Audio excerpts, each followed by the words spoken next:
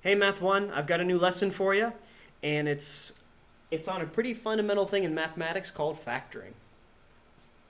So the first thing I wanted to do is ask this question, like, what is factoring? We've talked about prime factorization, and we've talked about finding the greatest common factor. Well, the actual act of factoring is basically like saying, turn an expression into a product. So it's basically like saying, make multiplication happen. So we kind of did that with prime factorization already, right? We said take a number like 56 and say that that's equal to 2 times 28, which is 2 times 14, which is 2 times 7. All right, so technically 56 can be written as 2 times 2 times 2 times 7. This is, in a sense, the factoring of 56. Another way to think about it is someone might have said, let's take this number itself, 56.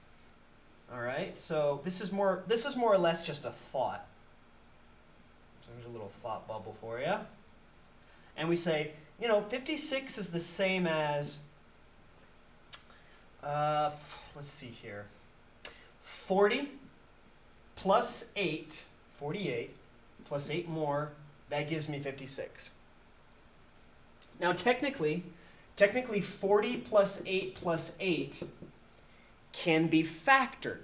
Instead of an expression that has just addition in it, we can say there's a number that divides 8, 8, and 40. Now think about that for a moment. What number would divide 8, 8, and 40? Well, what you can do is you can use prime factorization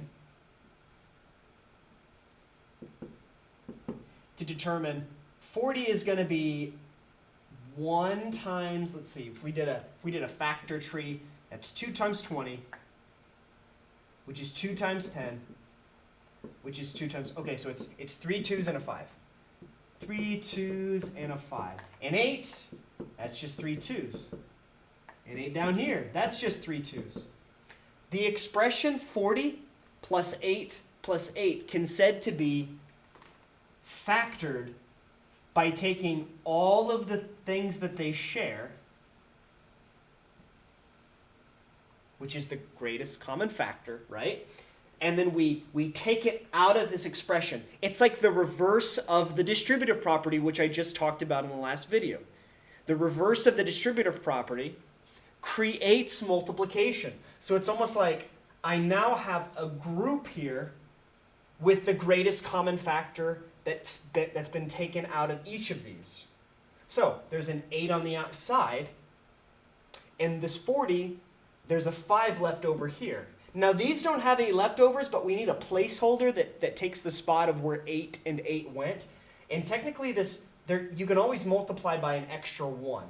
I can multiply by as many 1s as I want to. So there's a 1 there and there's a 1 there. So that's kind of what factoring is. It might still be a little confusing with a few examples. I think you guys will see the gist of it. I'm going to use prime factorization in this lesson because it's something we've worked on the past 2 new assignments that you guys have been given. And the whole purpose of why we study factoring is not just because knowing the complexity and structure of numbers makes us more solid in using them in other areas, but we're actually going to see how taking addition and turning it into multiplication gets us answers to unsolved equations in a really neat way. You're not going to see that just yet, though. We got to get the basics down first. So, our first example.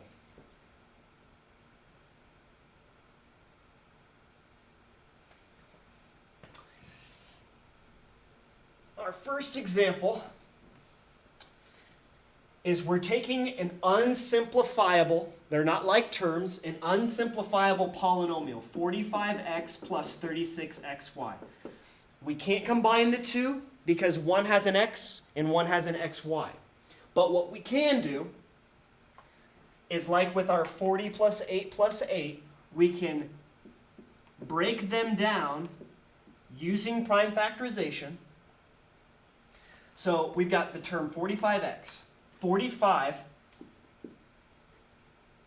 can be broken down into 3 times 15. 15 can be broken down into 3 times 5. Okay, so this is 3 times 3 times 5. Again, I'm always putting that 1 there. And then there's an x on the tail end here, so there's going to be an x on the tail end here. The next part is positive 36xy. Again, I can do a little factor tree of 36. It's even, cutting it in half. Half of 36 is 18. It's even again, I'm cutting that baby in half. It's going to be 9. This divides 3, so we've got 2 times 2 times 3 times 3. With a 1 out front, and then the xy at the tail end.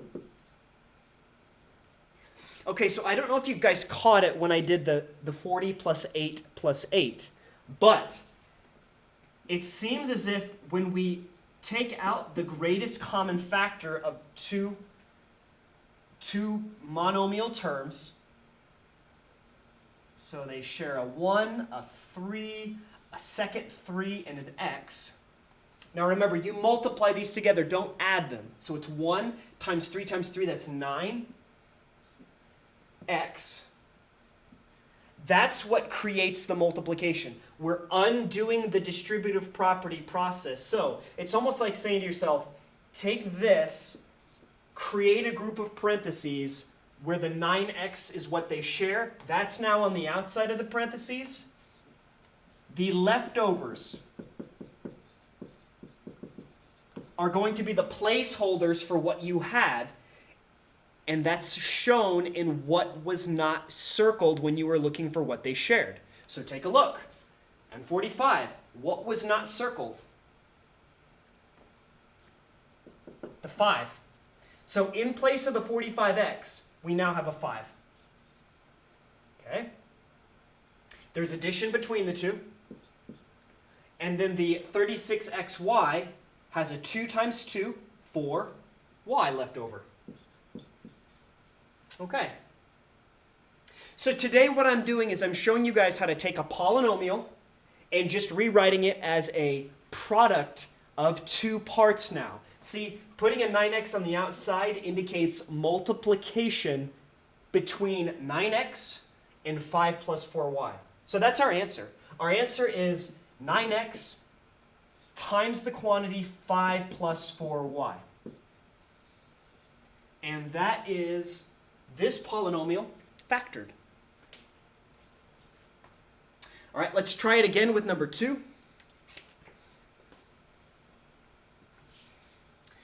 Let's see, we've got 9b squared c squared minus 27b cubed c to the 4 power.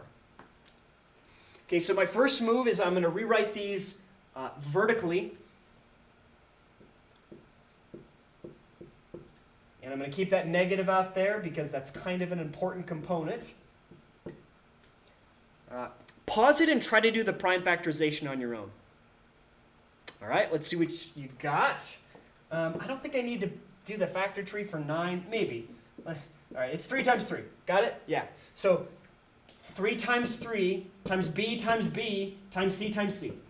And then I'm going to put a 1 out front there. And 27. 27 is 3 times 9. The 9 goes down by 3's again. So there's 3 3's here. So there's 3 times 3, b, c, c, c, c, c. All right, 4 c's. And then I'm going to put a negative 1 out front here. And I usually put times a 1, so I'll do that again. But I think you guys are kind of seeing how the 1 isn't completely necessary at this point. So then what do they share? They share that 1. They share that 3. They share another 3. They share a b. They share another b. And 2 c's. All right. It looks like we basically circled the entire term nb squared c squared. That's our greatest common factor.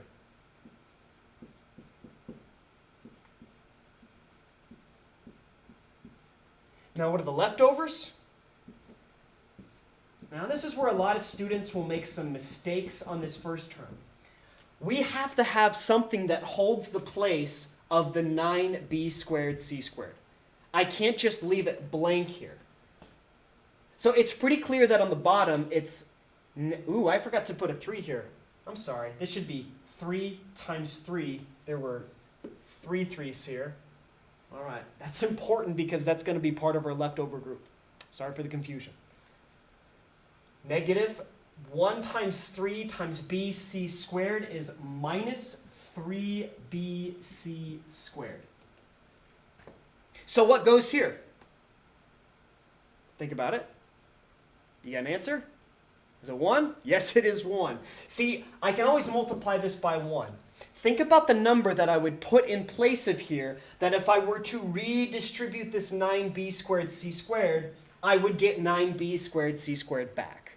So, keep that in mind. That's going to show up a few times, not only on the homework, but on homework in future lessons as well.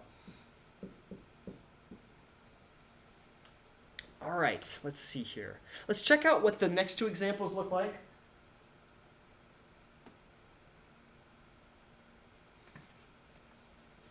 I think maybe I'll stop the video here and post it as a second video to attach to it so I don't run out of time. All right, see you in a bit.